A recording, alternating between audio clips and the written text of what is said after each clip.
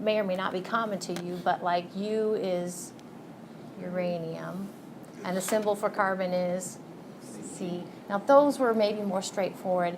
I like to throw in silver and gold in there because that's like Ag, Au respectively, you know, those sort of things. So I am going to kind of go back and forth between the element's name and its symbol.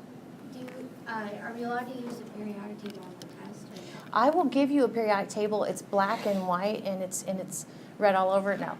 And it's like your notebook. It's the one that has for each box it has the symbol of the element. It doesn't have the name of the element, but it has the atomic number. Excuse me. That's the number of protons, and it also has the average atomic weight. So it's just like that. So sometimes what I see students do right when they get their test, and you'll have 2 hours to take your test. A lot of times people are done in 20 minutes, but I would take the full 2 hours, dang it. Okay. The thing about it is you might want to take your test and go ahead and kind of chop up your periodic table that you have, kind of write some notes on it. You know, you can't bring your own, but once you get yours on the test, you can go ahead and doodle on it. I would. So the next one is we talked about, even though there's more, matter is made up of more than just these 3 subatomic particles, they're pretty important in the basics of making an atom. So I'm going to ask you questions like what's negatively charged, you know, what's positively charged, what brings mass, and remember there's 2 parts that bring mass. They're both in the nucleus. That's the protons and the neutrons. Yeah, they bring mass. Electrons are basically massless.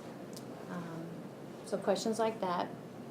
For the next one, I can't remember what example we did, but like for instance, if we pick on carbon, okay, we said that we talked about A is the mass number. See if I can write on this. Okay, that's the mass number. And remember the mass number is the number of protons plus the number of neutrons, and neutrons can kind of come and go. Okay, so that A is your mass number, and Z actually is your atomic number. Okay, and the atomic number for carbon is 6. Okay, and we could talk about a different form of carbon that has a certain number of a certain number of neutrons. 6 is the protons. We could talk about carbon-14, like carbon-14 dating. Okay. So I'm going to ask you questions like the number of protons would be 6 because it's carbon. We can get neutrons by subtraction.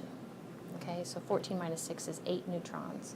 If it's neutral, and I think I might have talked about this, the fact that there's no little charge up there, there's no ion up there, we're going to be talking more about that in Unit 3.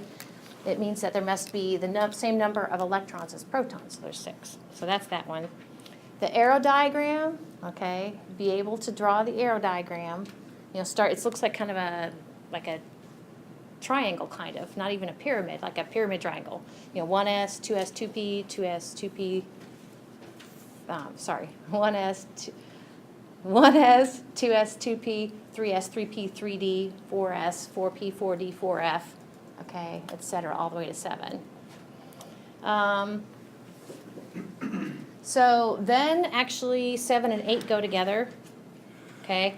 7 and 8 was like what you guys did on your quiz I just gave you back, where you're supposed to say how the electrons are configured. The box and arrow, remember to always put underneath the boxes which subshell they are, okay? And be sure to write empty boxes. Like if there's 2 electrons that need to go in a D-type subshell, D, you probably write 5 boxes. Okay, go ahead and spread those electrons out like the Hund's rule requires, but write the 3 empty boxes, okay? Write empty degenerate boxes. Okay, any questions about that? Okay. Number 9 is giving the different isotopic information of an element. I give you its relative abundance and how much an atom weighs. You have to knock out the average atomic weight. Okay, and this is the one where you can check your answer by looking at the periodic table.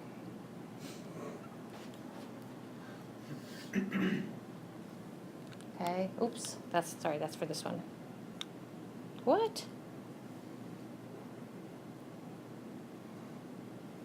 Yeah, you're right. Sorry, I was right. Number 9. Okay. Number 10 is questions about the periodic table. And I'm going to ask you questions about your groups. Remember, I'll just put GP for group. Remember, we specially named 1, 2, and then we skipped over to group A elements of 7. Those are the halogens. And of course, everybody loves group 8A. Okay? These are all A's. Okay, another thing, and they got the name, like they're the alkali metals, the alkaline earth metals, halogens, rare gas, inert gases are group 8A. And then we talked about blocks. Remember we talked about the S block and the P block and the D block and the F block. So know that stuff. Okay, that's important. Comes up a lot on Quiz Up.